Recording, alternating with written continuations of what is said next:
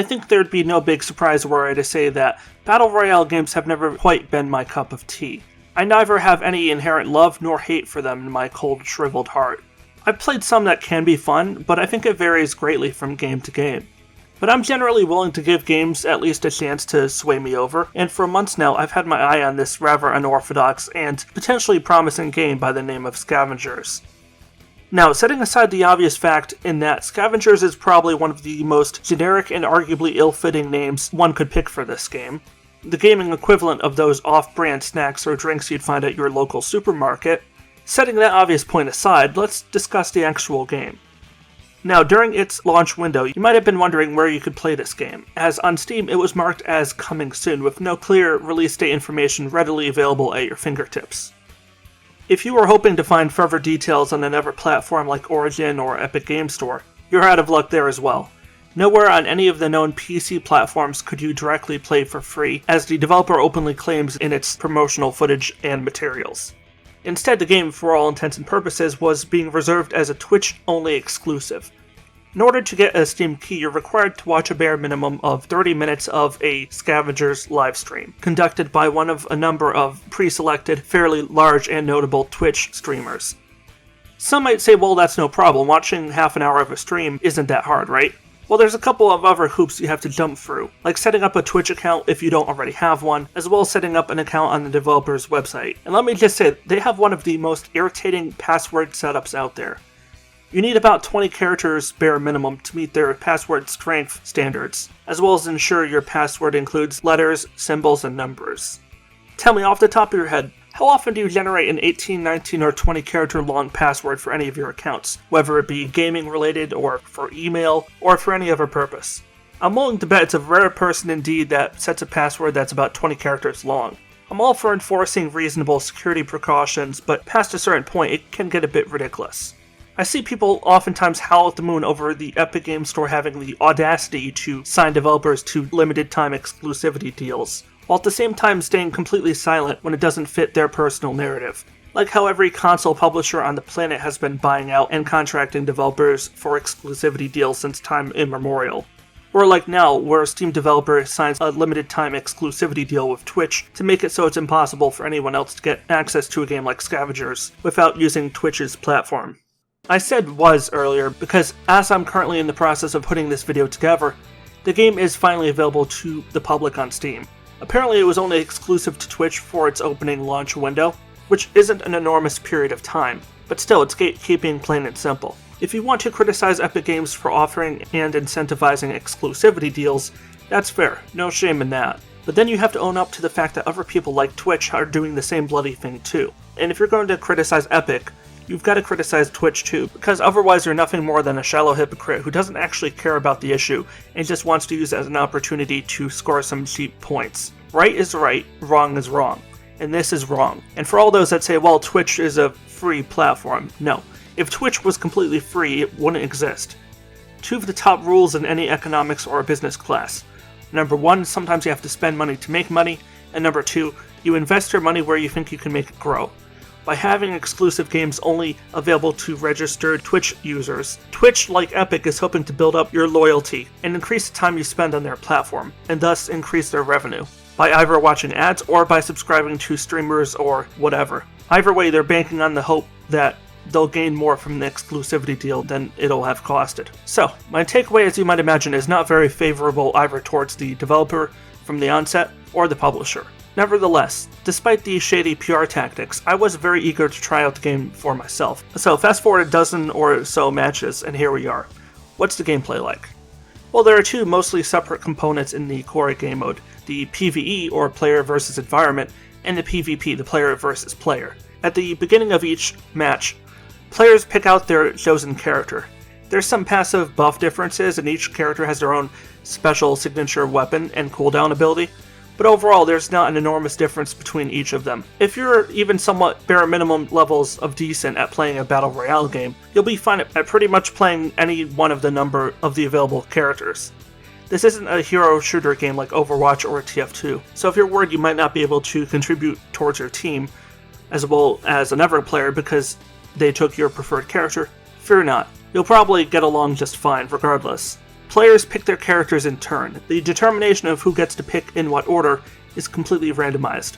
I've been first, second, and third in line to make my pick in various matches. Once you make your picks, you're thrown into the match itself. One thing I like about the pre-match process is it doesn't take very long. One problem I tend to have with the hero shooter games or MOBAs, which are both game genres that tend to incorporate some kind of pre-match character selection, is that the game allots an unreasonable amount of time towards hero picks. I've seen countdowns that range from 30 to 60 seconds apart, and when you're talking about 12 players and 2 teams of 6, all waiting one by one to make their picks, we're talking about potentially anywhere from 5 to 10 minutes spent on that alone. But as this game by default centers around teams of 3, the teams all pick their characters within their individual groups in the same span of time. It's all very time efficient in that sense, and the developers deserve a lot of credit for saving the player the time that otherwise would have been wasted.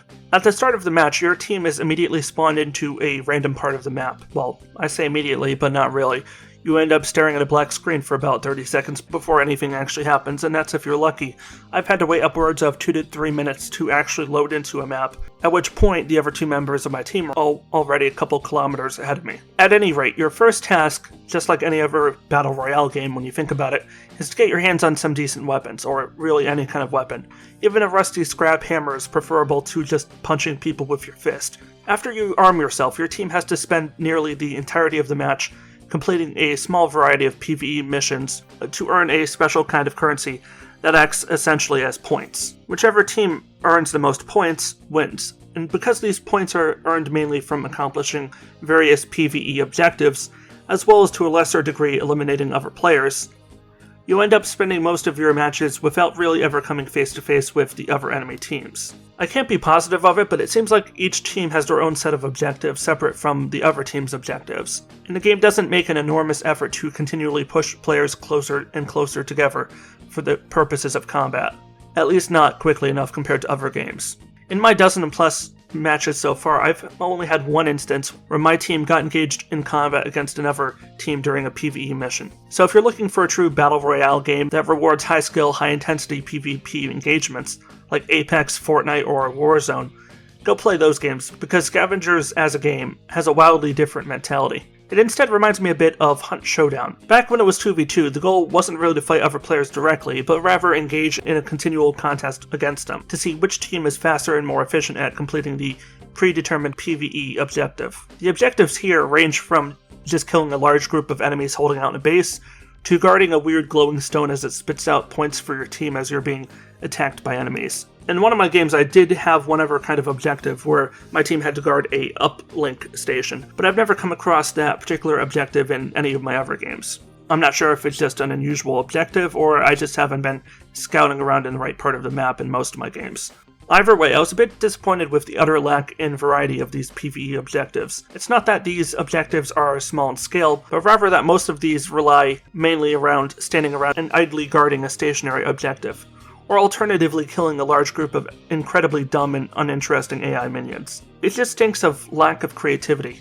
Hopefully, as this is effectively still an open beta, we may eventually see at least 1 or 2 additional objective types added in order to spice things up. Because right now the PvE, just like the game's title, has an awfully generic flavor to it. There's not much to say for the PvP. I didn't find it particularly objectionable. It certainly doesn't stand out as remotely remarkable in any way, but it's definitely not bad in any sense of the word.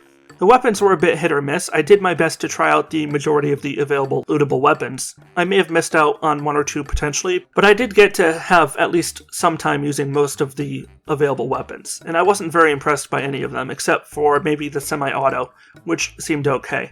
The bow and shotgun were especially a letdown, dealing very little damage even with headshots.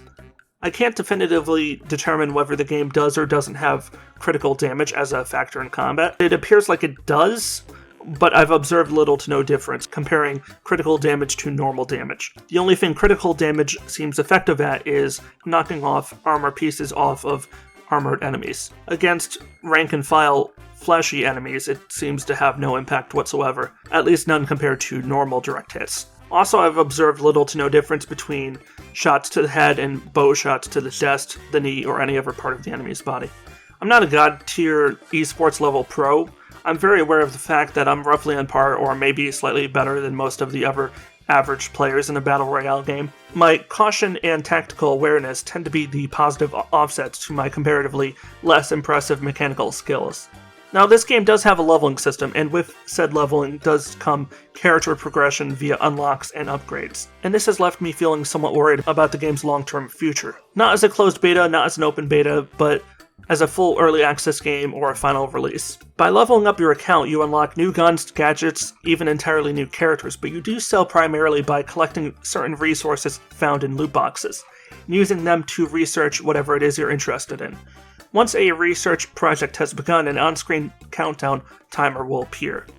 You can continue playing in matches and wait for it to be finished, or you can spend a premium currency to immediately complete the research. Currently, presumably for testing purposes, I and every other player who played the closed beta has been given 200 gold, or whatever the premium currency is called. It's a vague symbol that looks like gold, so I'm going to call it gold. The concept of employing a very light RPG-esque research system dependent on timers and paid sped-up progression is one very commonly employed tactic within the mobile market, and seeing it here in any form is troubling. One thing I do want to make absolutely clear, even though I know at least one person will deliberately take me out of context here in order to create a straw man argument, is that you can unlock characters for free by earning this currency over a period of time. By my estimation, and I can only go off personal experience since the game's barely out of closed beta, empirical evidence being hard to find, it seems like it would only take 2 hours apiece per character you want to unlock. So we're talking maybe 6 or 8 hours in total given, which as far as grind goes isn't too extreme in of itself. But if the developers plan on making this currency purchasable when the game goes fully live, as it seems they're planning to, with paid characters, paid character progression, and other artificial paywalls, I am very concerned for the future of this game. I'm all for the developers earning a profit, but when it comes to monetizing gameplay content in a way where it separates the player base into two separate categories, being the haves and the have-nots, that leaves me feeling deeply uneasy and reluctant to support the game myself in any way. But on that note, that's where I'm going to wrap it up for today. I'd say overall my experience with Scavengers has been quite mixed. There are some elements I do approve of quite strongly, like the strong emphasis on teamwork rather than purely individual skill, as well as the MOBA-esque leveling system in the actual match, where you can equip special signature weapons, armor upgrades, and other useful items, as well as the incorporation of dynamic weather systems, aka the blizzard tornadoes that can be quite annoying. But overall, it feels like this game needs a bit more of refinement before it can be considered fully ready for release, although obviously the developers haven't chosen to go down that route. It appears more likely that the developers were only interested in using this closed beta as a marketing ploy for Twitch, rather than an opportunity to gather a lot of community feedback in a short period of time, and make significant overhauls prior to launch. Now that the game's available to everyone, they have an opportunity to take not only feedback from the closed Twitch-only testers, but the Steam community at large. If they actually act on any of that feedback in the foreseeable future, I'll give them some credit. But I think it far more likely that the only thing they're really interested in testing at the moment is the technical stress capacity of their game servers, and that we'll probably have to wait until well after the initial Steam Early Access to get major game-altering updates. That said, let me know what you think of Scavengers in the comments section down below. I'm always open to alternative points of view, even if you disagree with me on one or more points I made here. For whatever reason, I'm very open to having a conversation with you in the comments. That doesn't mean we'll necessarily see eye to eye on everything, but I strongly believe in vigorous debate. If you want to support the work I do on the channel, do consider subscribing and clicking the bell to get notifications whenever a new video goes live. I record new game reviews, first impressions, and other gaming critique-related content every week. As we're still just barely in the second quarter of 2021, there hasn't been an enormous number of interesting games to review. Also, I'm currently still a full-time student and part-time retail worker, so there's that too. But as we get further into the year, I expect the game release calendar will start to ramp up once again. My current goal is to get this channel over 2,000 subscribers by the end of the year. So if you've not subscribed yet, or if you know a friend who might be interested in my kind of content, any and all additional support is more than welcome. I don't ask people to give me money or anything, just subscribing and clicking the bell is more than enough for me and the channel at this current stage. That said, this is WarriorDan signing out. Stay awesome everybody, stay safe, and peace out.